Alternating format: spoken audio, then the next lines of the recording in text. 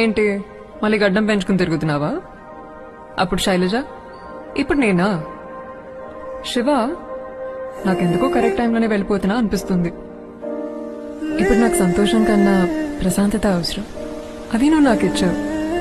ఇక నువ్వు ఆలోచించాల్సింది నీ లైఫ్ గురించి. నువ్వు తీసుకునే ప్రతి స్టెప్ కేర్ఫుల్గా వే. మళ్ళీ టెర్రస్ మీద ఒంటరిగా కూర్చుని ఏడుస్తావో ఏమో. చాలు, చాలా ఏడ్ చేసావు. ఇంకంత హ్యాపీనెస్. అదొక్కటే నేను నీకు ఇవ్వాలనుకున్నా. Hope you will follow.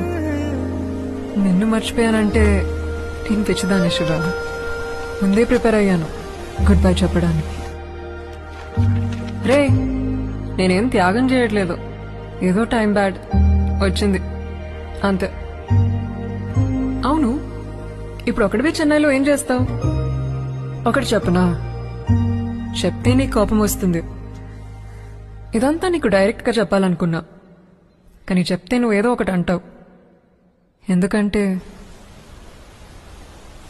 నీకు మాట్లాడడం రాదు కదా.